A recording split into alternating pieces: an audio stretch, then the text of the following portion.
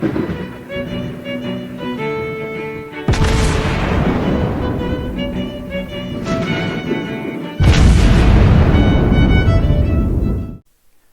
everyone, and welcome back to World of Warships Blitz with Terry. And today it's not just me. Today we actually have a guest of honor, and that is the Blitz, who is also a community contributor and has graciously actually figured out this whole concept and sorted all these things out, and is now today showing up on the channel, and we'll have a bit of an interview.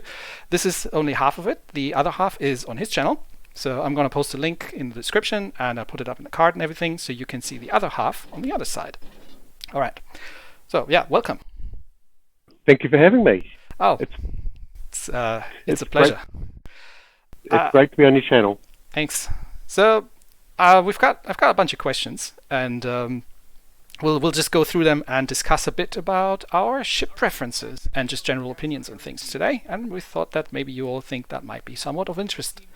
So the first one, which one would you say is the best ship that you have in terms of your performance? Which ship do you do the best in? So the best ship, so I'm going to exclude aircraft carriers here because I can't play them.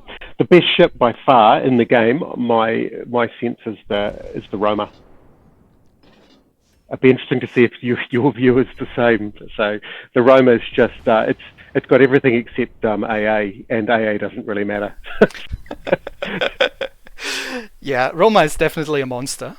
We actually had her I had her listed in ships that I tend not to play.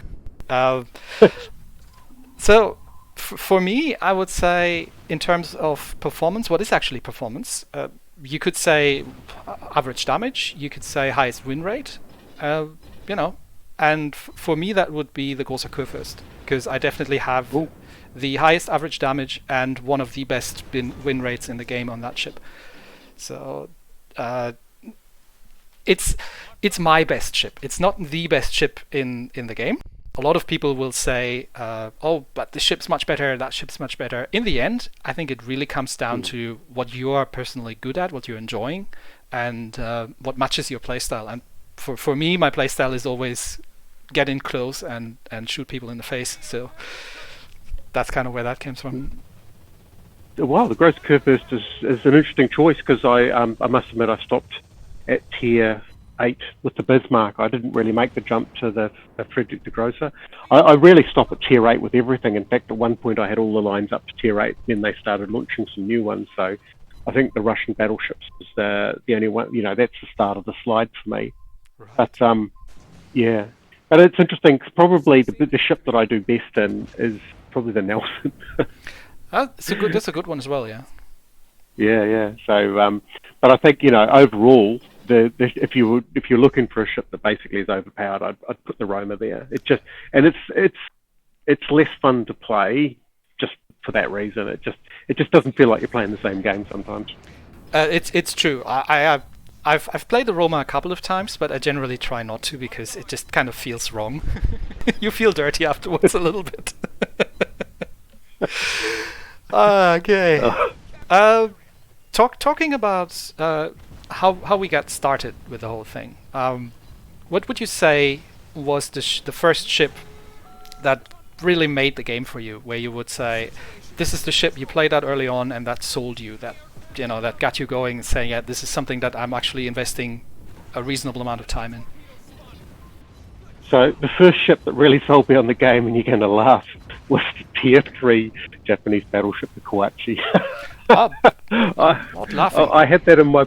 Yeah, I know. I had that in my port, and I thought, I'm never selling this. This is great. I sold it because I need the port slot. But the one that I haven't sold, that was probably the first love after that, was the Congo. I still have my original pixels from the Congo. So my Congo is the oldest ship on my account. It's the only tier 5 that hasn't been recycled. Nice. It's a good choice.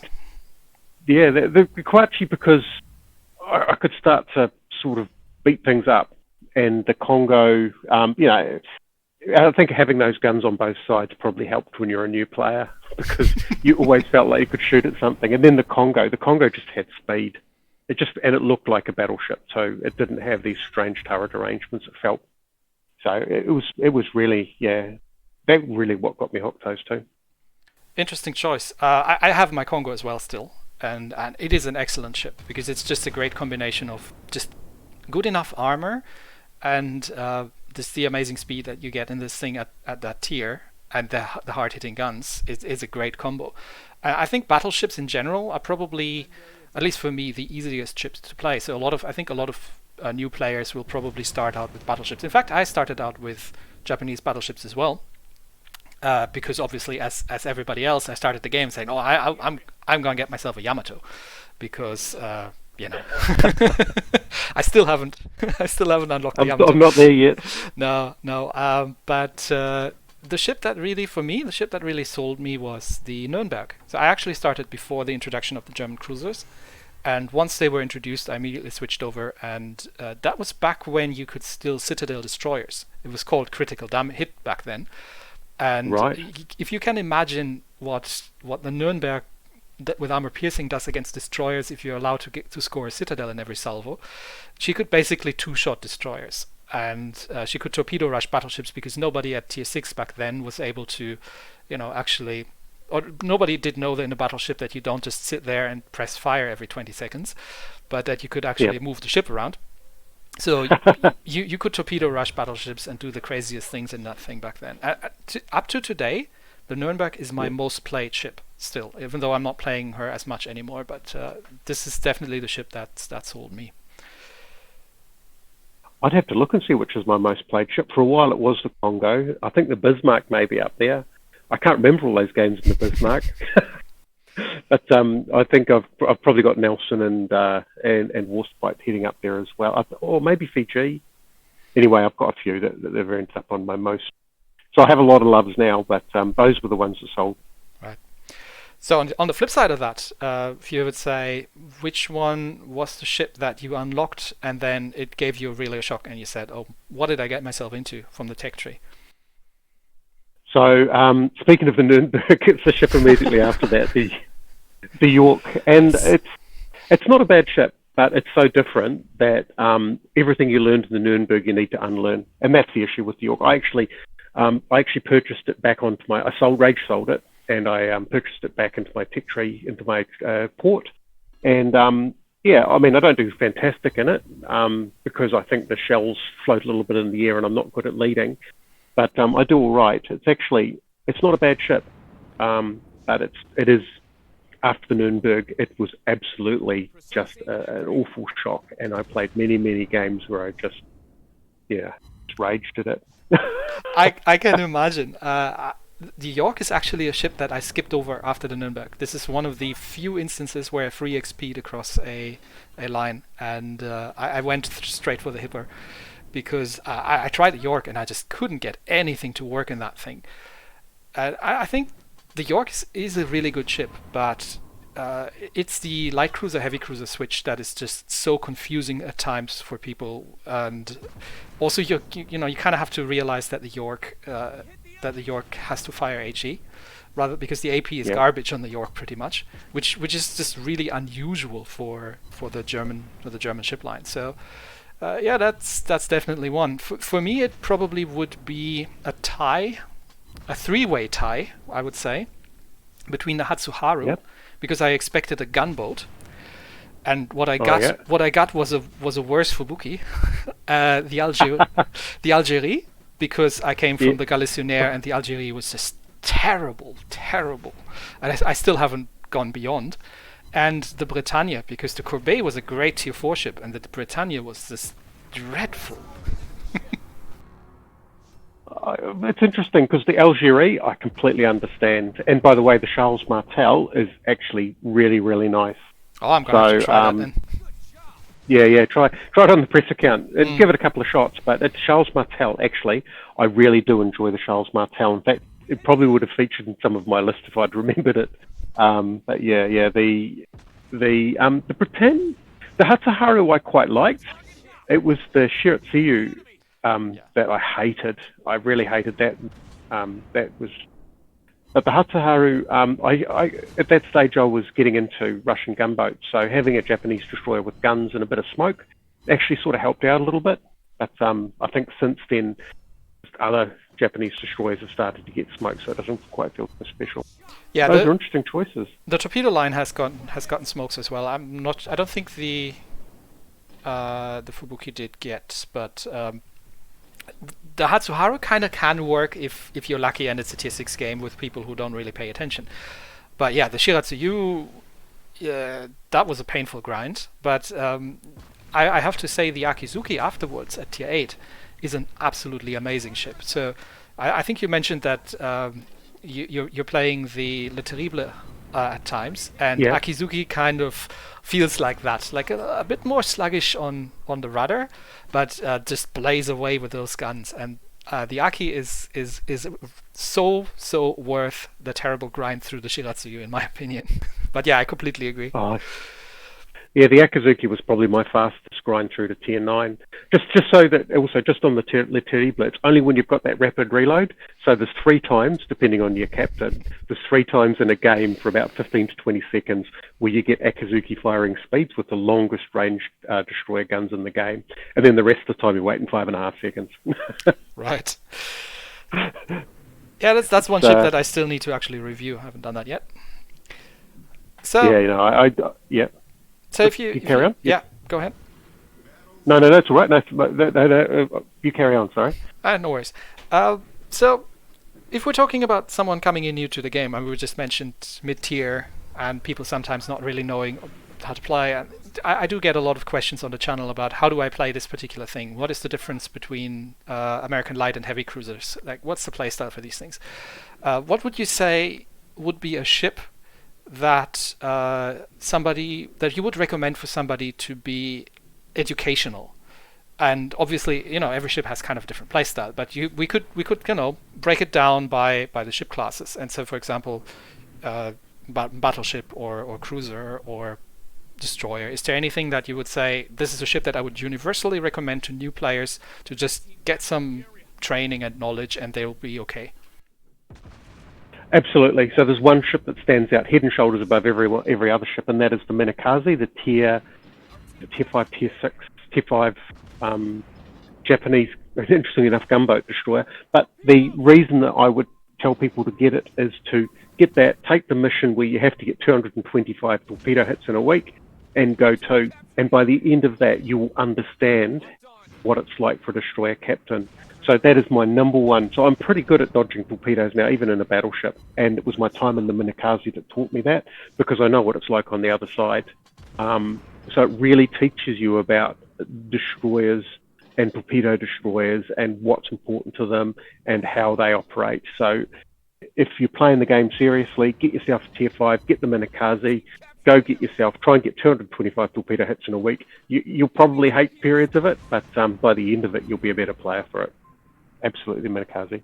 Yeah, I can totally see that working, especially in mid-tier. And you will find occasionally people these days who actually know how to dodge torpedoes even in tier 5, but oftentimes,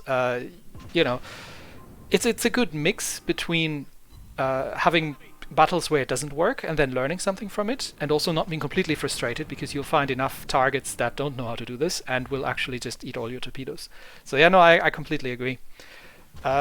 For me, I would say if I had a slightly different slant, because I generally recommend people who are new and asking which line should they grind all the way up to tier 10. I would say don't, but just go up to tier 6 or so, or maybe tier 7, and see what kind of ship class you like and what kind of style you like. And one ship that I can totally recommend at that is the Nagato, because it's tier 7, so it's the point where it starts getting really challenging. So if you can do well in the Nagato, I think you are set up to go up higher tiers. And the Nagato is one of those ships that is a really good all-rounder. She works well at long range. She's decently fast. She's got pretty good armor. She can brawl if she needs to, and she's got a lot of secondaries. She can defend herself against destroyers. You can learn how to. It's got a good torpedo defense. You can learn how to how to deal with torpedoes, with destroyers, with dodges, and all these kind of things. So if you want to be a long-range snipe battleship line player, that's something you can practice in the Nagato. And if you want to be a more aggressive player and say, I want to play maybe more on the German lines or similar things, then you can practice that on the Nagato as well. Yeah, the Nagato's a good choice actually. It is a fairly good all rounder, so it'll teach you all different aspects of the battleship game. I hadn't really thought of it, but yeah, it is a great all rounder. I mean, there's a lot of other good battleships at Tier 7, so it doesn't quite feel as special as the Congo did at Tier 5, although the Congo's starting to be a bit crowded with... Congo is a very good option as well. So, but you get there naturally on the way to the Nagato. You get through the Congo, and the Fuso is a good ship as well. So you don't have a frustrating grind of mediocre ships, and just to get to something at like Tier 7, that's actually quite good. Yeah, no, that's a good choice actually. So there you go. So learning about gunfire, take the Nagato. learning about torpedoes, take the Minakaze. I mean, the only other one I'd throw in there is probably the Dallas at Tier 6. Don't rush the Dallas. Spend time with the Dallas, because the Dallas is all about learning how to lead your shots in position. The Dallas is a really interesting choice, because I think I did a poll not too long ago, which one was the worst ship in the game, and I think the Dallas came out with like 70% or something. And I think you're right in that if you can master the Dallas, then you can totally play support cruisers and play the American light cruiser line. I would almost have one of my second on the list here would be the Brooklyn, actually, because the Dallas can be a very frustrating ship because of the very low fire chance.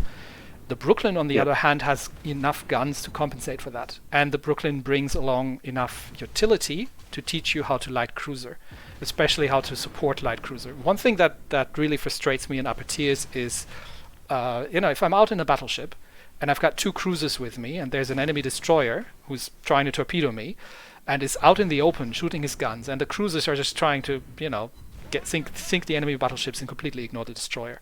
So if anybody can learn, how to cruiser better, then, and if any line can teach them well, it's going to be the American light cruiser line, because going further up, they are really, really good ships. The Seattle, in my opinion, the Cleveland is a great ship. The Seattle is a great ship. The Worcester is a great ship as well. But you do have to learn how to use those guns because of the absolutely dreadful hang time. So yeah, I completely agree with you there. That once you figured out these ships, then you'll definitely be a benefit to the team. Yeah, absolutely. I mean, I see cruisers as being in sort of one of two categories. I always view cruisers as destroyer hunters. I suppose there are cruisers that are sort of quasi battleships at higher tier, but I view them as either lone hunters, like the British light cruisers, or fleet defenders. And the Dallas is definitely a fleet defender. So if you want to improve your win rate in the fleet defender, like the Hipper or the York or the Dallas or the Brooklyn, the number one thing that I'd recommend to people is you just travel at half speed. That is the number one thing that improves my win rate in the Hipper. If I travel, it's that simple. Hipper for me is a brawler. Hipper is actually what I would recommend for somebody to go for if they want to start learning how to heavy cruiser, because the Hipper is quite forgiving. The armor piercing hits very hard, so you get very satisfying results when you're shooting at other cruisers in that thing. And the AP hits hard enough that even if you don't know how to target battleships successfully, especially if you're playing at mid-range, you can still do a very reasonable amount of damage. He's got lots of torpedoes, and Hipper is a great ship for that sort of thing. I would probably mention the Shores as well, because it's a slightly different slant than the Brooklyn, but it's also an absolutely excellent ship if you want to learn how to HE spam and support your team. Those are good choices. Those are really good choices, actually. So there's a lot of educational ships to take out there. Absolutely. And talking about cruisers and what you just said, like how you're playing cruisers, I really wish more people would do that, because a lot of people play cruisers more selfishly and not so much for the win, and just trying to, do as much damage as possible. And this is always something I am actually actively trying to educate about, is how to play for the team and play for the team win, and not so much for your own personal thing. But definitely good choice. We might have to do a bit of a series, because I think maybe that's something we can talk about at another time, because I do tend to view myself as the destroyer hunter when I'm in a cruiser. So I'm a good person to have on the team, unless of course I'm in La Terrible, in which case you don't want me there. But yeah, it's interesting because a lot of cruisers, they tend to go for the easy targets, and they really do have a better role to play than just HE spamming battleships. Absolutely, yeah. We should totally compare our support cruiser gameplays. Maybe we can do something like record battles and get the other one to comment on it or something. Well, we'll figure something out. Last one for today. Which ship would you say is one that actually frustrates you? As in, it's not necessarily a bad ship, but it's just one of those ships that you struggle to do well in and you wish you could actually do better. So the ship that I have here is actually an excellent ship. It's the Cleveland. So I just can't hit for the guns. It's just lack of practice, lack of consistency, and it's also I'm pretty aggressive. So my play style is based around British cruisers, that have smoke and small size and agility, and the Cleveland is large and just doesn't have smoke. So I get myself into trouble because sometimes I run to type, and also the hang time for the shell. So it's an excellent ship. It's got a lot of utility. I just don't do well in it, and I wish I could do better. And I know you can do better in it because a lot of people do excellently in that ship. Yeah, I love the Cleveland actually, but I do agree that it takes a particular mindset. So first, like my two base rules for playing Cleveland actually are don't go across the center line. Just stay, don't even go into the caps. Stay outside the caps if you can. Unless it's a center map with one cap in it, and the other one being that if you think you're leading enough, then lead about half as much as you do, and then you'll be on target. But once you have her down, a Cleveland is, especially if you're a destroyer hunter by nature, a Cleveland is an absolute menace because you do have the 7.6 kilometer radar and you've got the sonar, so you surprise a destroyer in the capture circle, and you just see them, going full on brown alert, try to smoke up, try to torpedo you, and nothing comes of it. But that's interesting because I actually got Thomas Kincaid. I thoroughly recommend the legendary captains. Yeah. Thomas Kincaid came up not in a crate for a set price. I grabbed him, so he may go in my Cleveland. I've got him on the Seattle. And right. he's definitely also totally worth it. For me, if I had to say, like a ship that I think should be really good, and a lot of people have actually told me that they really love this ship, is the North Carolina, the Tier 8 American battleship. Because I know that a lot of people love this thing and saying, oh, this is actually one of the best Tier 8 battleships, and I absolutely hate it because I just can't do anything in it. It feels like it's meant to be firing at long range, but it can't hit the broadside of the barn from the inside. And if I hit something, the shells don't seem to be as punchy as they should be. So this is one of those ships where I feel I would really love this, just also because of the historical value of these ships that actually existed. And I would love to be able to play this successfully, but I stopped the American battleship line at that thing. Yeah, I'm pretty much in the same boat. I thought the North Carolina would be more impressive than it feels. There are gamers you see that do an incredible job. I think the Alabama is probably Alabama, New Zealand accent there, is probably the better of the two, but it just doesn't feel like it's got anything like a lot of battleships feel like they've got something special about them. But the American line just sort of feels like it's in the middle, and maybe being in the middle is quite good because it means it's general purpose, but I just struggle to make it work. So I completely agree with that and understand that one. Yeah, well, I'm sure a lot of people in the comments will tell us all about how great the North Carolina is. At least that usually happens when I'm complaining about it. So, thanks a lot, mate. I've forgotten about the comments. Yeah, of course. I'm sure we'll get a lot of interesting things to hear in the comments on this one. So thanks a lot, mate, for setting this up and organizing it and joining us today. So if you've seen this half of the interview talk, make sure you hop over to the Blitz channel. As again, I am putting the link in the description, and since you're there, drop a like, do subscribe, and all the usual YouTube shenanigans that make the YouTubes happy. So yeah, thanks, mate.